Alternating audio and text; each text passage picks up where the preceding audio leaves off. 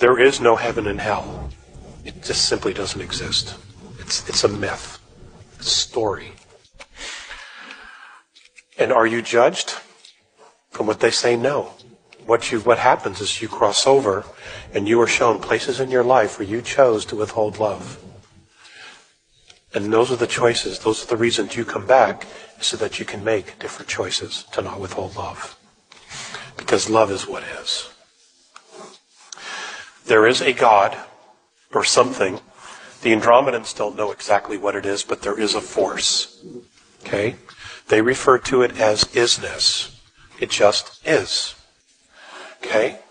And it holds all of the dimensions and galaxies and universes together. It's intelligent. When we got to the discussions of God, I always used the masculine because of my upbringing. At one point, Visayas corrected me and said, well, if you had to give it a gender, it would actually be feminine. Okay? So hold grasp of that. Again, it's a shift in what we've been taught. Let's see.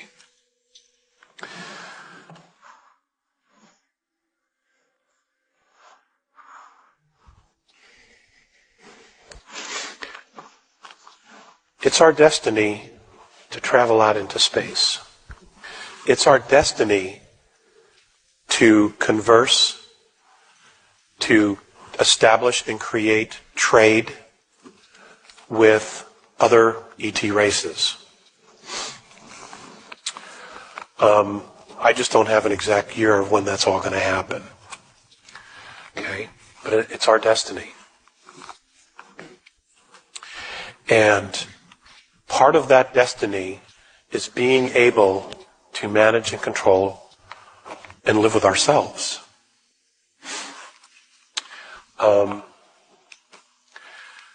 We all have a soul. Okay? So we are spiritual beings. There is a creator, creatus. Okay? What I want to do at this moment is I once asked Visayas what was going to become of us. And what was going to happen to our races? Who were we going to become? Because they were giving me this terrible, or not terrible, let me take that back. They were giving me this reflection of who we are. They don't understand how we could be genetic royalty and allow people to starve. They don't understand why we would war with each other and build technology for the sole purpose of destruction, thinking that it was going to keep us safe and from harm. When we don't build anything that we don't use.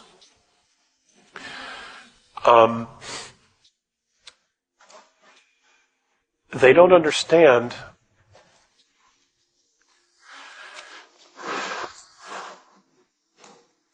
They just don't understand why we don't get it.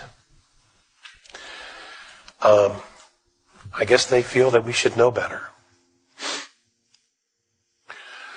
There was a time, there has been times, where there have been many discussions amongst ET groups about what to do on Earth to help us. There's been discussions regarding intervention around 2012. There have been discussions about intervention previous to 2012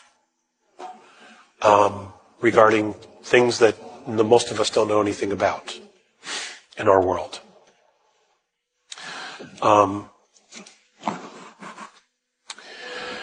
In those conversations, which are very open conversations, there were several groups or civilizations of extraterrestrial groups who didn't want to help Earth and basically said, well, let's just see what they do. Let's not intervene in any way, shape, or form. And here were their reasons, and I think it's important for you to know. The reasons that this group did not want to help or intervene in any way with us is because of three things. They don't respect their home. They don't respect themselves. They don't respect each other. What is their value?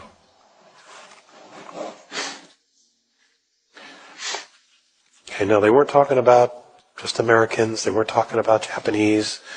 They weren't talking just about Russians or Chinese. They were talking about all of us and all the decisions that we make every single day as a race, you know.